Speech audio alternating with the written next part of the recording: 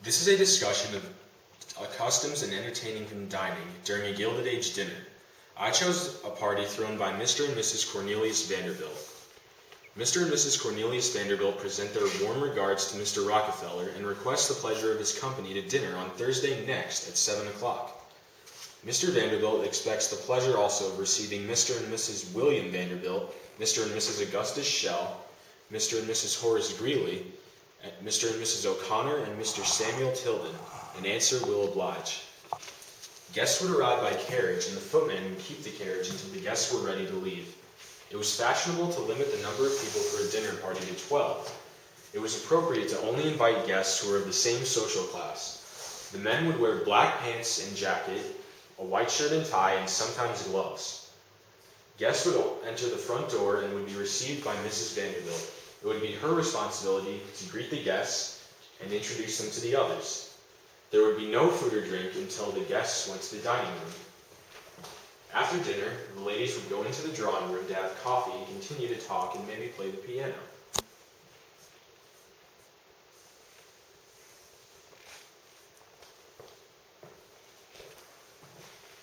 Walking into the dining room, notice the table settings, different foods, drinks, china, glassware, silverware, chandelier, and marble on the side tables. The average man in New York in 1872 made $150 per year, so having a dining experience like this one could only be afforded by the wealthiest people. Vanderbilt was supposedly worth $100 million.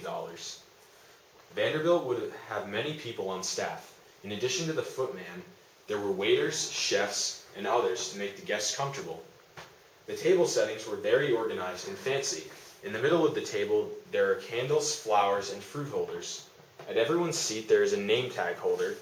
There are multiple pieces of china, including a plate with a bowl on top of it for soup. Next to the plate, there are 5 different forks that are all used for different courses, 2 spoons for soups, and 3 more spoons for food and dessert, and several knives to cut the food. The food back then was very unique. Green turtle soup was a delicacy and was very popular. They also ate other types of food for the main courses, such as salmon, mashed potatoes, lamb cutlets, turtle steak, and beef with mushrooms. There are 5 to 6 different glasses for drinks. In addition to water, our menu has many selections of wine, including Madeira, Haut Sauterne, Le Froid milk, Moet Fleur de Sillery, and port. The women also drank coffee or tea when they went into the drawing room after dinner. Our menu has several desserts, including sweets, fruits, ice cream, nuts, cream cakes, macaroons, etc. After the meal, the ladies go to the drawing room while the men stay in the dining room and play card games such as whist or euchre while having a discussion. Some of the topics of discussion would be Vanderbilt's railroad industry and his expansion of his railways to the west. John D. Rockefeller would mention his expansion of his oil industry since 1859 when oil was discovered in Pennsylvania.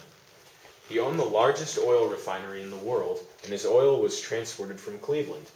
By the 1870s, he refined over 90% of oil in the United States.